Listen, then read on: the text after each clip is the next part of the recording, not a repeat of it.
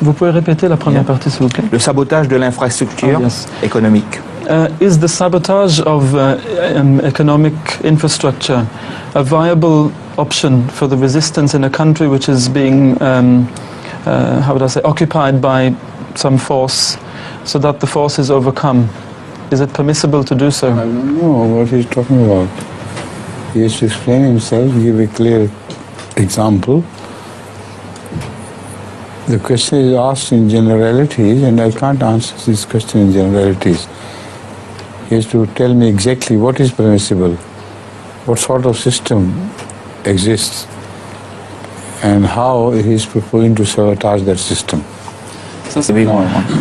Well, he's saying he's talking of political disruption within a political system is in vogue, in operation. Previously the question was different.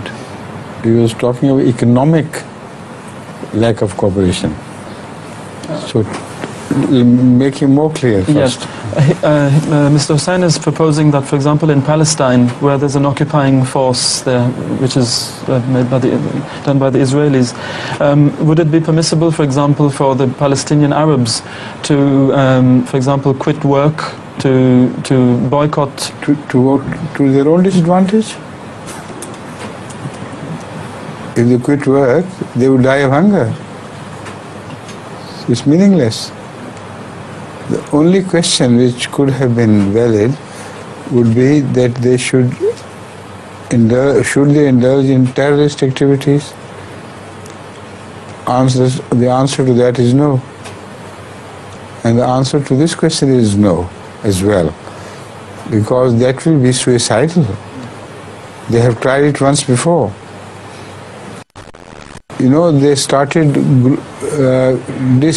they discontinued growing vegetables, which were sold to the Jews.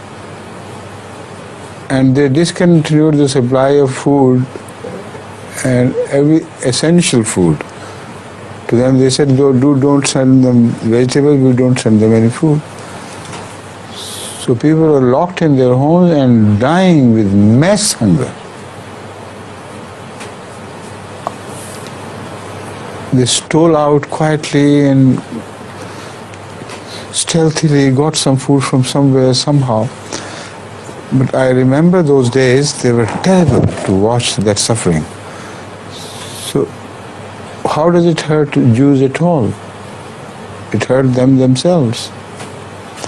The only way out is to migrate from such an oppressive state and build a counter-resistance elsewhere and then attack from outside. But for that, there is no such country. So unfortunate. That is why Allah has told us that Allah in the Quran, that God will